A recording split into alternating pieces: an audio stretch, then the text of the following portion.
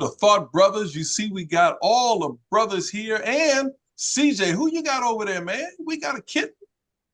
Yeah, Lana the kitten, my Okay. niece's kitten. All right. So she's All going to right. be bouncing back and forth if it's a kitten because they don't listen. All All right. right. Today is June 12th. Jerry West, the logo, passed away. I'll Mm, just note that. I don't yeah. know what you guys are going to talk about today, but we're going to kick it off with the researcher, the man that we call Mr. Spivey. Everybody puts Mr. in front of his name. There must be a reason for that. So go ahead, Mr. Spivey. How you doing today? I'm doing fine, Gary. What's up, Carlos, CJ? What's Um, happening? you know, there's a whole lot of stuff going on, man, in the news, and there's so much to talk about. I mean, the Caitlin Clark thing is going on, her not getting chosen for the Team USA. Um, of course, our illustrious former president of the United States being convicted on 34 counts, and now Mr. President's son, Bo, has been he was convicted for falsifying a registration for a firearm. So it's a lot of stuff going on. But one of the things I want to just talk about briefly and get you all's opinion on it is Stephen A. Smith. He's been in the news, and Oh boy. you know, my feeling is real simple. You know, when you are in a particular profession, you kind of stay in your lane. Uh, like I remember one time years ago, I had a Mercedes, a two-seater Mercedes SL, and I had a problem. And I took it to a garage, and the guy screwed it up even more than it was.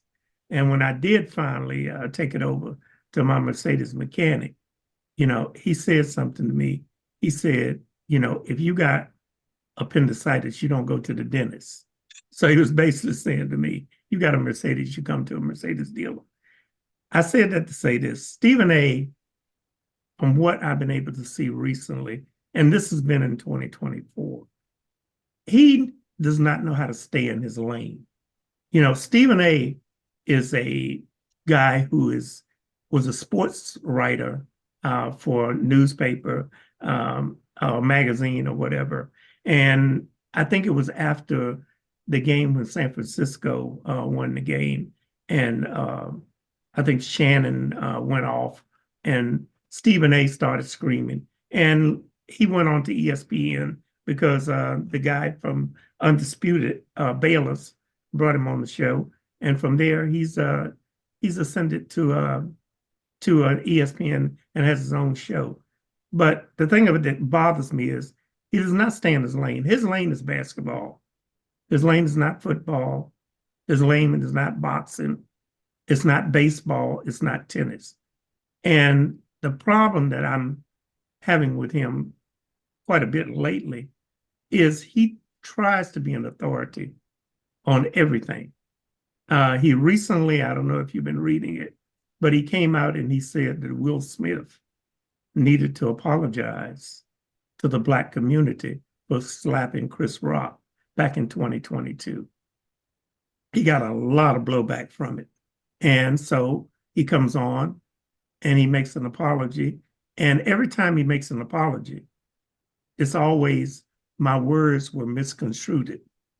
I don't know if you recall a few months back, he was on Sean Hannity's show, which is another subject, and I'll get into in a minute. But he was on Sean Hannity on Fox, and he talked about Donald Trump and all of the bad things that are being done to Donald Trump. And one of the things that stood out was he said Donald Trump is not being prosecuted, he's being persecuted. And he got all kinds of flack. I'm at Facebook, Twitter, and everywhere. Lo and behold, he comes on and says his words again were misconstrued. Now, just recently, during his show, he said that he got a text from a source who talked about Jaylen Brown, and that Jaylen Brown felt that he was better than any of the other NBA players, and he was not marketable. And he ended up he's gotten quite a bit of pushback and blowback from that statement. And one of them I'll read was from Isaiah Thomas. And he says, I have been a friend, mentor, and advisor of Jaylen Brown since he was a student at UC Berkeley. He is 100% markable. And before you slander his name, Stephen A. Smith, tell your source to put their name on it or do not speak on it. Let it be known. And so I just want to get y'all's opinion. I don't know if y'all have been following Stephen A., but Stephen A. needs to stay in his lane, and he really needs to just stop criticizing what I see as African-American players in the NBA, in the NFL, and anywhere else. Can I get y'all's opinion? Yeah, fellas. I was gonna say, CJ, you want to jump in, or do you want me to? I think CJ is an NBA man, so I wanted to hear his take, and then I got one for you. Sure. Yeah, for the Stephen A, it's I kind of agree with what Bill was saying in terms of Stephen A is more of a basketball expert. He'll say that all the time when people are on the show, but then, like I said, he has a lot of opinions about a lot of stuff. I think some of the stuff is fun, but yeah, then other times he'll kind of expose himself for some really, really bad takes, like the Will Smith thing. Or, like I said, I don't know if you saw him get brutalized by Monica McNutt on the show about his coverage of women's basketball, because I mean, he had no rebuttal to that. Like, you're the most influential sports figure on TV, and you weren't talking nothing about the WNBA for years, and now all of a sudden, you're this big advocate, and you're so there's that. So just that aspect of Stephen A. He is the most corporate, sports talk guy that there is. So he's always trying to toe a line of being marketable, trying to, pump ratings more than actually give you insight. You know what? I agree with both of you guys. And I think for a long time, what was it? Howard Stern was like the shock jock, and you never knew what he was going to say. And he had all these crazy expressions. And I think he even had his radio show ended up being on cable at night or something, or one station or something crazy, because people just like to hear what he was going to say. I think Stephen A. Smith is sort of like that, right? It's not necessarily for the content that you think about Stephen A. Smith, but you think about, what is this guy going to say? Like, is he going to act crazy? What's he going to yell and shout tonight? Is he going to make a point, or is he just going to entertain me? And, maybe, right, I think he does need to stay in his lane. If he knows basketball, he needs to stay in the basketball lane. And I think he needs to stay true to some of his past reporting. If he's never covered WNBA, he can't pretend like he's an advocate for the WNBA. He can start reporting on it, and he can even make a statement to say, hey, I haven't covered it in the past, but there's a lot of exciting new players coming up, and I'm going to redirect my efforts to try to cover it in a more effective way. I mean, he can say something like that, but I think he doesn't. I think it's all about the shock and what he's going to say to get the ratings, and I think it's almost more so like one of the reasons why Caitlin Clark didn't make the women's Olympic team. So I'm going to show you a transition here. Okay. Stephen A. Smith may be popular, but it sounds like he's not being effective based on, him not staying in his lane. He's commenting on Will Smith, and all of a sudden he said all these things about Will Smith. He meant him. He meant everything he said about Will Smith. And then because he got backlash, let me apologize, let me clean it up. And you meant it. I mean, that's just what it is. Just be true. But, I know he got to sell tickets, and he got to act crazy and do all the things he does to, hey, I'm entertained by seeing him go crazy sometimes on TV, but I don't think he's effective. And that was one of the reasons, as I transitioned from Stephen A. Smith into Caitlin Clark, that they said she wasn't chosen for the Olympic basketball team. They said, hey, yeah, she's the most popular female basketball player, and she's great with endorsements, but we're trying to build the most effective team. And we just don't think she's one of the top most effective players in women's basketball right now. And I think that's okay. I mean, she is still a rookie.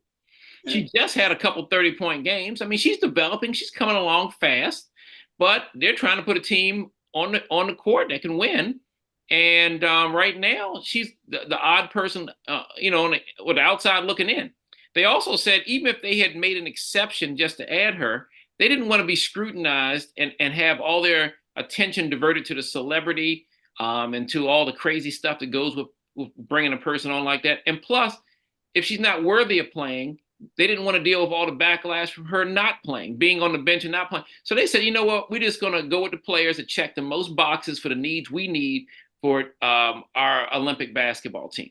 So I think what we've learned through all of this, whether you're a sports reporter or an athlete, female or male, not about being the most popular, it's about being the most effective. So right now, Stephen A. Smith has not been effective on some of his topics, so he should stay in his lane. And Caitlin Clark, even though she's developing at a fast pace and she's giving fans something to look for when they come to the games, I mean, she's still not the most effective WNBA player, or she would have got chosen. So I mean, she'll be there, probably be there next year. So we'll see what happens. Okay, Mr. Spivey, you got a few minutes left. What you You got? know, going back to the Caitlin Clark thing, I agree with everything you're saying, Carlos. But the other side of the coin is Caitlin Clark to the WNBA now is just like Tiger Woods was to golf. She's put a new light on the WNBA. And it's, you know, I remember Phil Mickelson said something one time. He said when Tiger Woods first came out on the PGA Tour, a lot of the players were really pissed because they had to work to get to where they were. The first day he hit his first golf ball, he was worth $200 million because he had signed with Nike and he had also signed with American Express. But on the same hand, he said, Tiger Woods made all of us rich because once Tiger Woods got on the scene, the purses went through the roof because the crowds went through the roof.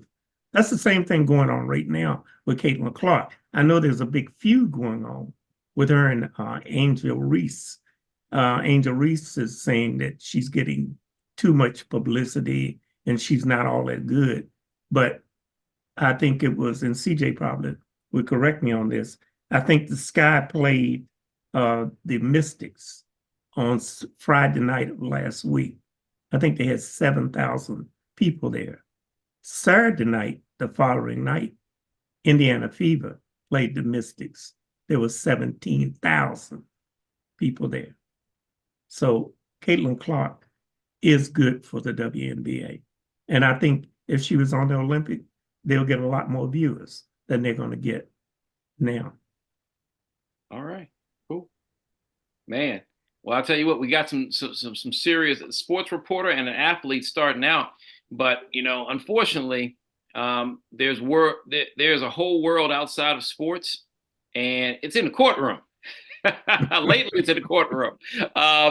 Let's talk about it. Right, last week Trump becomes a convicted felon, and this week Beau Biden becomes a convicted felon.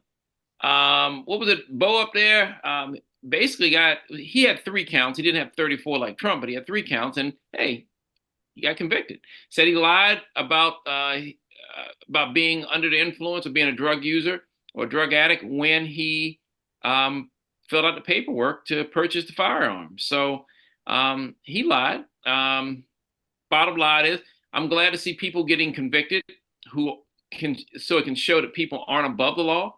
Because really, in this country, if you have money, you know, you can be above the law. You can look at go back to, you know, many decades, but you can go back to the one that everybody still thinks about as the OJ situation.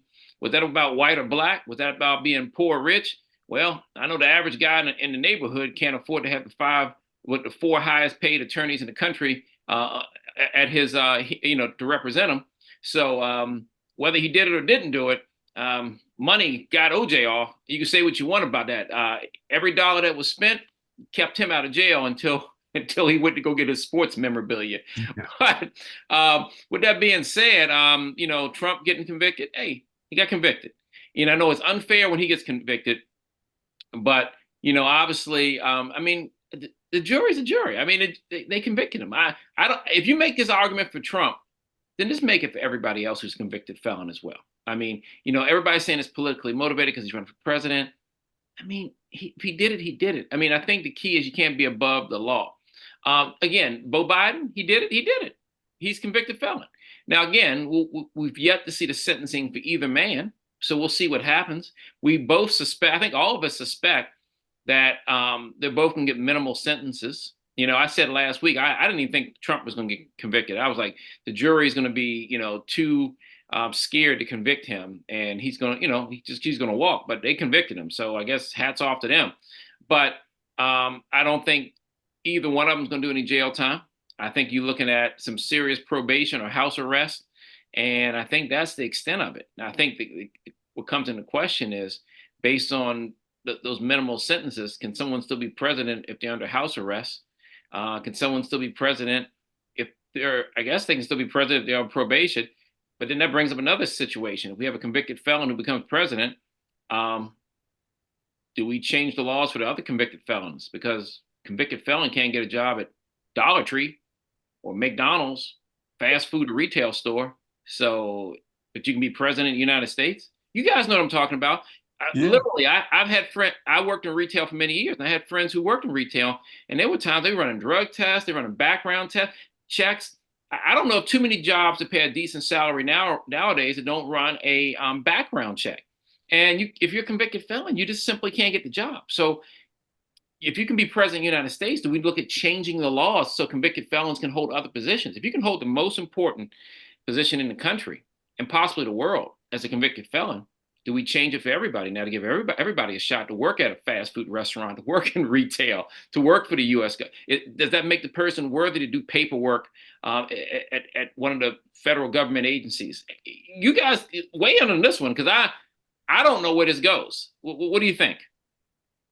Look, Carlos, I'm going to tell you something, and Gary knows what I'm going to say is true. There are different sets of requirements and laws for certain convicted felons than they are for Southeast convicted felon. Prime example, if you're a convicted felon, how are you going to be able to get a security clearance? Sometime in your leisure, just Google how many people on Capitol Hill in the Senate and in the Congress have been convicted for drunk driving. You wonder, how did they get a security clearance? They sat on intelligence review board. But one of the kickers that's going to be interesting with Donald Trump's conviction, and I was reading probably a week or so ago, there are about 40 countries in the United States where you cannot enter their country across their borders if you're a convicted felon, including Canada and the UK.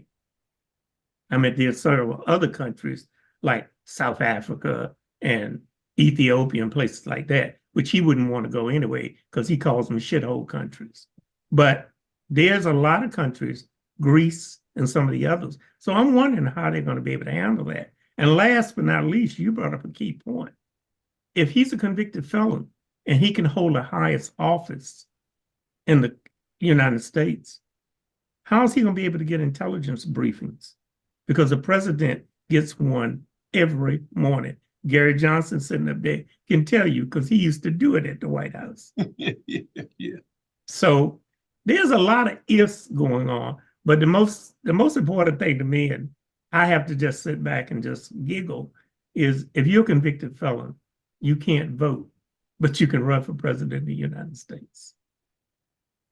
That's a travesty to democracy. Wow. CJ, what you got? You guys remember the movie Air Bud, where the dog was playing basketball in the 90s? The country has devolved into Air Bud rules for the presidency, because there's no rule that says a dog can't play basketball. Just the same way it's no rule that the president can't be a convicted felon. So that's how far we've fallen, that our top office is basically reduced to the plot of Air Bud, where it's just no technical rule because it's so stupid. Nobody thought they would have to make a rule that a convicted felon shouldn't be president. So we're getting deep into the levels of idiocracy here in America. Yeah, that's all I got for that. That's a pretty clear analogy. It's pretty clear analogy. Yeah, I think that's a great point. You're right. I think some of the, obviously when these laws were written and requirements were written, they never thought they would be in a situation like this. I mean, I think they thought that in some cases you would just use common sense to come up with a logical solution. we're not using common sense to come up with a logical solution. I think the thing, being born in Washington, D.C., and living in the Washington, D.C. area pretty much my entire life, the one thing, do I want to be a politician? No. No. I mean, bottom line is, it's just, I don't want to say it's a corrupt business, but I think I'm more into maybe supporting local politicians so I can see what happens in our local communities. And, the country affects our local communities as well. It affects our states, it affects our local communities, our counties, etc. But man, I mean, this to see what you have to do to become a politician, a federal politician at the highest level, Congress, U.S. Senate, President, Vice President. I mean, you have to say a lot of things just aren't true. I mean, I guess it's just it's really hard to see when you see all these things happen, and no matter what happens, to a Democrat who's a leader or a Republican as a leader. So the people who criticize us for going one way or the other, this is for you.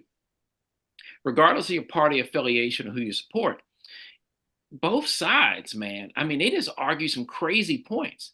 Instead of they spend more time on investigating each other than they do on actually doing work for the American people. I mean, I think that itself should be on trial. I mean, like, the Supreme Court should step in and say, hey, you can only spend 10% of your time investigating each other. We need you guys to actually go to work for the people who elected you and run the country and work together. It'll never happen, but I'm just saying that it just seems ridiculous that every ad is going back and forth. Everything that these press conferences are going back. Convicted of 34 counts? It's politically motivated. His son's on trial? Politically motivated. Man, look, I don't know what to say. I think we do have, I think politics in the country are in a sad state of affairs. Yes, I'm not a Republican, but I miss George Bush, the second one. Heck, I missed the first one too. At this point, they were upstanding citizens. Heck, I even miss Ronald Reagan at this point. At least he was an actor who knew what to say and didn't offend people when he was on the camera. I mean, the guys we got now will offend you on camera. I mean, it's just crazy what's going on. I mean, so I think the politicians in today's world need to take a lesson from the most effective politicians from the past, and at least get their presentations more in a more respectful position, because all they're doing is pissing off people. And what we're seeing is a lot of hate. We talked about this before we started the show tonight, that you're just seeing hate coming from the Democrats, hate coming from the Republicans. You're just seeing hate towards people who, like, the jurors are getting death threats, on all these, on the Trump case. You're seeing people, anybody who supports one candidate or the other are getting harassed by people from another party in small communities. Come on, people. I mean, at some point, support who you want to support. But I look at my mailbox every day and I don't see a check from Biden or Trump. There's no Biden or Trump prize in my mailbox every day. Now, I think that, at some point, we just have to make a decision and say, hey, look, can we be better people? Can we treat our people better? Can we do on to others as want them to do on to us? I would like that to happen, but maybe Mr. Spivey could tell me more about that. Is that even possible? I mean, because based on our history, we can do better, but it looks like we're going in reverse instead of going forward. What's your take on that, Mr. Spivey? Carlos, I think the ship that you want has sailed, to be perfectly honest with you. Back in the day, you had John McCain, you had Orrin Hatch, even some of the other, really staunch Republicans. They were bad, but like you said, George Bush, first or second, Ronald Reagan, they were not mean-spirited. That's the difference. They got stuff done, even though there was disagreements between the Democrats and the Republicans. They got stuff done.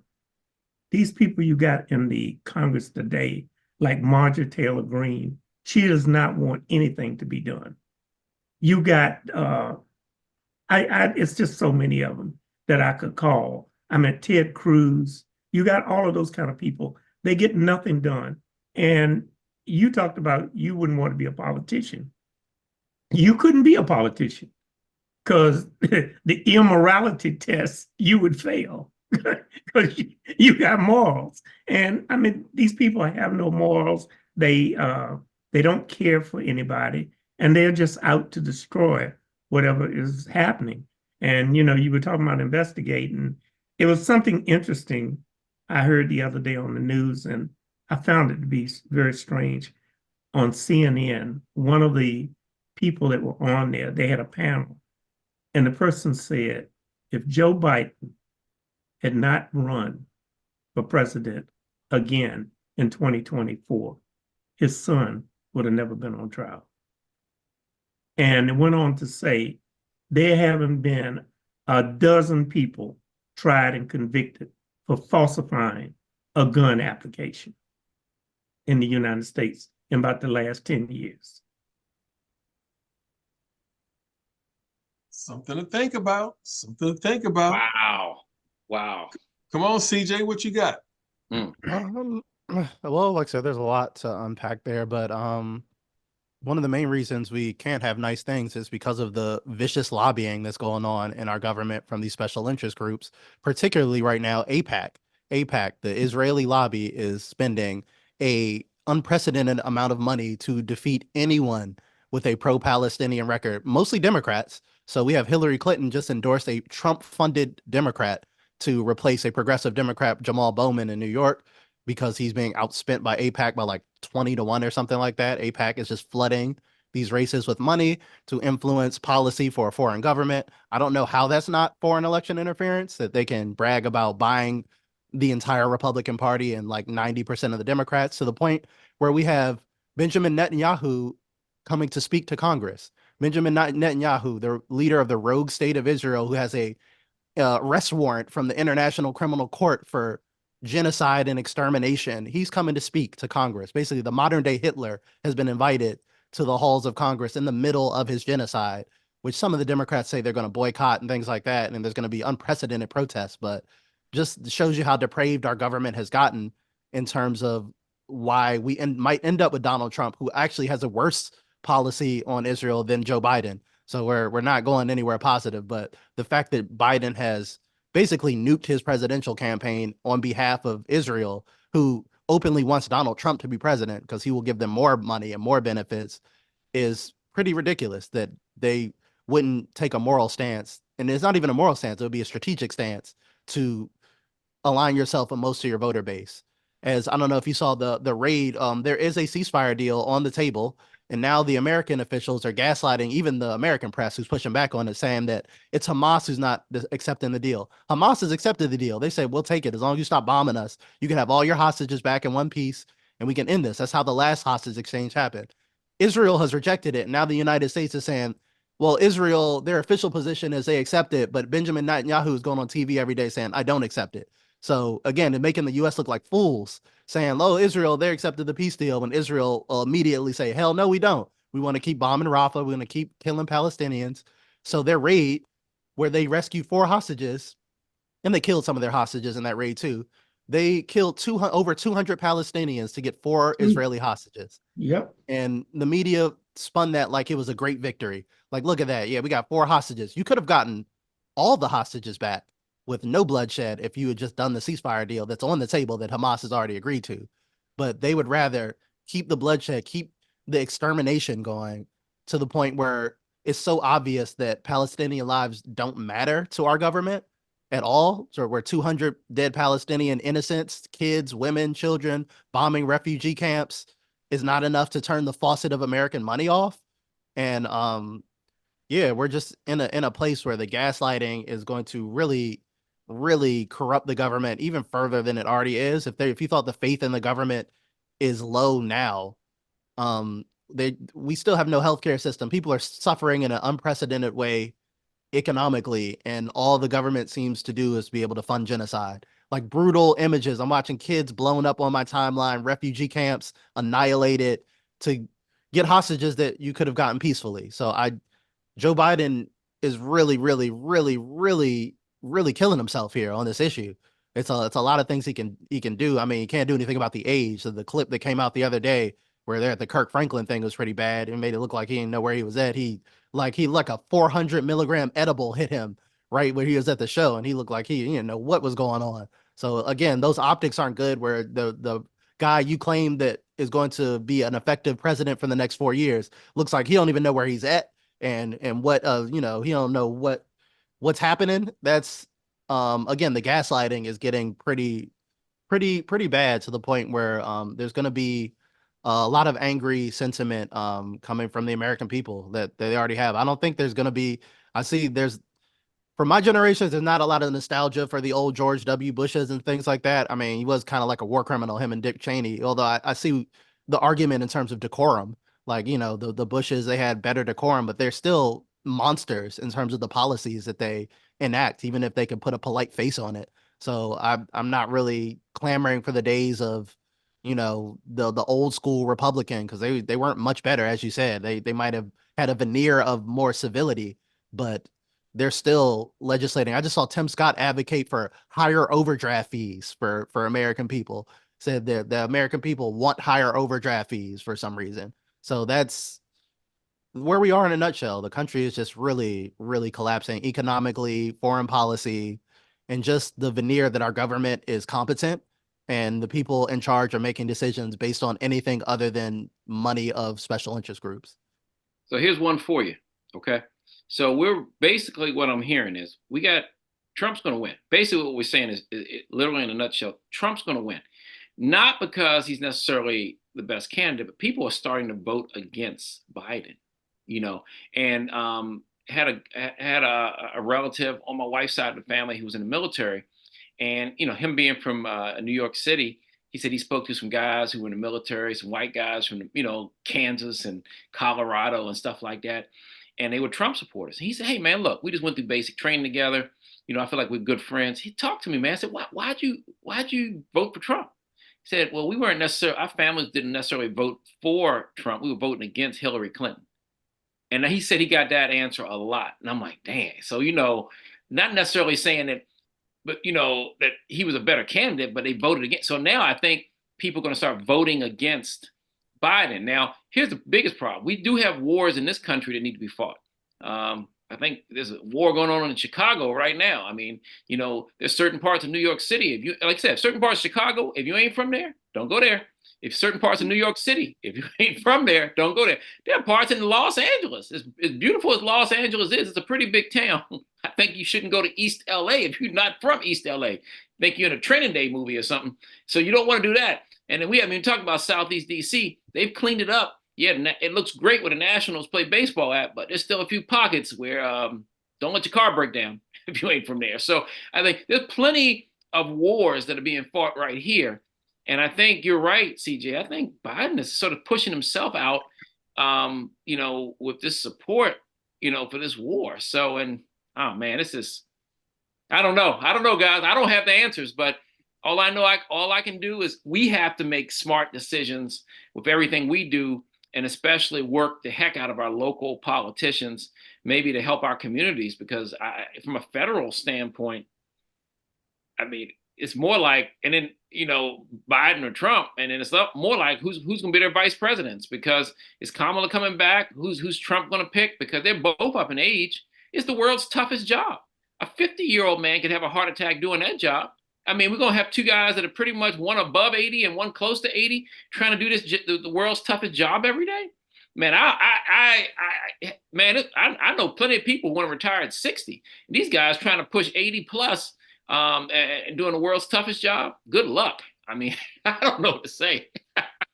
Carlos, my feeling on this is it's not the job, it's the power. That's what it's all about. It's power. And I know a lot of people were different with me, but I will take a sleepy Joe Biden any day over a convicted Hitler, because that's what you're going to get if Donald Trump goes back into the White House. The guy has said to you, day one, I'm going to avenge everybody that has come after me. He said he's going to get rid of CNN. He's going to get rid of NBC. He's going to probably dismantle, if he can, the FBI. And he says, and he made a joke out of at one of his dinners recently, and he said, I think it was FDR was a first four-term president. He said, I will be a 3 or 4-term president myself. The thing that troubles me is people don't believe him. If you vote for him, you don't believe it. And so the only thing I'll say is, yeah, I think he's going to win. But when the country goes to hell, all of these people who voted for him, they get no sympathy from me. None whatsoever. Keep this in mind. And I said this at a family cookout where there was not a, there were only distinguished African Americans at. And I said, this is when Trump was running against Hillary Clinton. And I said, if Trump wins, based on all you guys' income at this party, if Trump wins, you're probably going to be in better shape than if a Democrat wins. And they all stopped. And everybody just sort of paused and then somebody had the guts to say, well, maybe so, but where I came from, people will still suffer. And that was the right answer, right? Because the people who are doing well will benefit from small business programs and additional tax write-offs. The people who don't really need the tax write-offs or need additional breaks because they're making a ton of money will make more money. Okay. So that was the right answer though. I mean, yeah, the people who are not making a certain salary or don't have certain things they can write off to help their income and help their lifestyle. Oh man, you're going to suffer. Man, if you don't own a house that you can write off some interest, if you don't own some type of business, you can write off some interest. If you don't live, if your income's not at a certain level, man, I mean, it's going to be tough. The people. So in other words, the company's just going to stretch further and further apart. You're going to have the well-off and then really not so well off. The middle class is just simply going to, I think, in my opinion, just totally disappear. And then you see more theft, where you see more increasing crime, which you're already seeing. People are trying to rob stores for groceries and toiletries, and they got the kids helping them rob the stores. And you got stores in DC, I know, closed up. One CVS closed up because they cleaned the shelves off so frequently. And no, it wasn't a brand new store opening. It wasn't a store closing. It wasn't inventory when they had, no, the stores were bare because people were just coming in there and just cleaning off their shelves and just walking right out the front door. I think the store eventually did close because they couldn't turn a profit, but we're going to see more of that. So, you got to be careful. If you got a Mercedes, you got a luxury car, don't drive it in the wrong neighborhood because somebody might have to take that from you because they can't afford it. So the country's sliding further and further apart from the wealthy and non-wealthy. And again, I don't know what we can do about it other than, we can vote, but my biggest concern is we don't have a candidate that's going to bring it closer together. I think the candidates we have are going to take it further apart. All right, CJ, what you got? Final? Come on. Your rebuttals? You're on mute. Not really. I mean, that's pretty much what it is. Like I said, the people that are voting for Trump, I think they do believe it. That's why they're voting for Trump. That's what they want. They would rather see, as long as black people and poor people are not coming up, they would rather suffer themselves to make sure that the people below them don't get ahead. So the Trump people, that's not a bug, that's a feature. They're outwardly saying they want a dictator. They want his crazy ass 2025 agenda or whatever, all that. So again, like I said, those aren't people who don't want that, who are voting for Trump. Those are the people that are gung ho about that. They want their daddy dictator Trump for president for life for whatever reason. And again, it's both sides just voting against the other side. There's no solution on either side. None of these people, neither party has any solutions to any of the problems, which is so frustrating. You want us to choose between the lesser of two evils, but where is the party that is pro healthcare? Where is the party that is pro higher wages? Where's the party that is pro, just the average worker? Like, that used to be the Democrats, but it's absolutely no longer the Democrats. And it's definitely not the Republicans. So again, you're getting the same policies on both sides. Like, you can get a light genocide or a polite genocide from Joe Biden, or you could get a full genocide from Donald Trump, who's just going to be like, yeah, wipe them out. Or Joe Biden's going to be like, oh, please, Netanyahu, don't do it, but take these hundreds of billions of dollars of my taxpayer money to go bomb them. So you're going to get the same results. The end result is genocide with our tax dollars and us not getting anything of use with our tax dollars, like maybe a healthcare system or something like that every other basic ass country has, including Israel. So we're funding them for their genocide and their bombs while they have universal healthcare and walking around there just Just saying.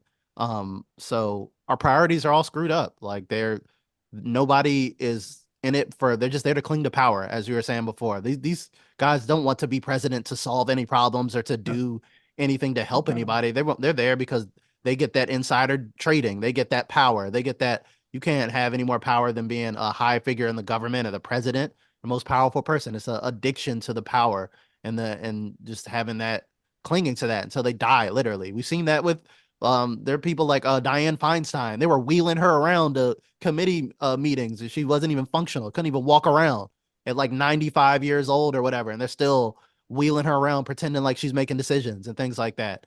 And we're seeing it with people like Pelosi and people like that who are just like, are you ever going to retire? No, because her stock portfolio is going crazy right now. She's the queen of insider trading and fundraising. So why would she ever want to give that up? She's making an incredible amount of money and holding on to her power. She's probably going to try to do the same thing as Feinstein, as Biden. They're going to hold on. They're going to try to die in these seats.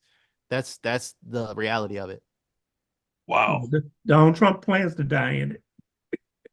Yeah. You know, y'all call me the researcher. I'll be my last word. You call me the researcher. I'm doing some research right now on the 1940s when Hitler and the Nazis tried to take over the country in the United States. And they had several senators and congressmen that were planted within the Senate. One of the guys' names, I think his name was Levin, who was a senator, and he died, but he was one of the senators. And it just kind of reminds me, while I'm doing the research, a lot of the same things that you're hearing from a lot of the senators and the congressmen, Republicans especially, are the same things that were being said back then when Hitler was directing the senators and was trying to basically hijack democracy in the United States. And it's even worse nowadays because there have been laws passed in the 70s, like Citizens United and things like that, where you don't have to be planted anymore. They can openly buy the politicians and brag about it. They get that's what Israel has done. That's what they're doing for their genocide. It's like, oh, you guys don't like it? We'll just replace that congressman, give his opponent $100 million for their race to run ads and run whatever, and then that's it. Like, so like it's not even a secret anymore. Like we have open bribery in our government. You can see how much money AIPAC is spending. There was a story that came out the other day. I remember Tucker Carlson had an interview with one of the lobbyists and talking about how everyone has an AIPAC babysitter in terms of the congressmen when they're making decisions. Some of the congressmen will be like, "Oh, I have to run it past my AIPAC guy." Like, what do you mean run it past your AIPAC person? Like, because that's the person that is helping you write legislation and helping fund all your campaign. So they feel like they can't even make a move without running it by their AIPAC person. Again, lobbyists from a foreign government trying to influence our elections here domestically. So again, back in the day, it used to be under the table. You got to plan it secretly. But now since the 70s, you could just buy a politician openly. You got money, go ahead and just purchase that politician. That's the system that we have now, open bribery and corruption. And this is where it's led us. Wow. Hey, can we end on a positive note? Go I want to ahead. talk about an effective leader. An effective leader. He led so many men on the court, and he led men from the front office. My man, Jerry West, man, come on, man, the logo. The Come logo. on. Hey, look, I did Los some research Angeles on him. Lakers. What did he do, man? 14 years in the league, all-star. He was an all-star 14 out of 14 seasons. I think he said also saw that the Lakers, out of those 14 seasons, he had the Lakers in the NBA Finals 9 of the 14 years. Yep. Come on, man, this is crazy. He became the logo for the NBA. Then he gets to the front office, and people say he had a better front office career than he did playing career. He basically helped sign the players for Showtime Lakers with Pat Riley in the 80s.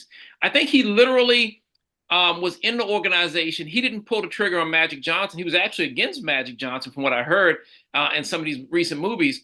But obviously they became close friends after it. It obviously worked out very well. But other than that, he built the Showtime Lakers for the 80s. And he built Kobe's championship teams for the 90s and early 2000s. So, man, I don't know. I just take my hat off to Jerry West. I mean, he'll be missed.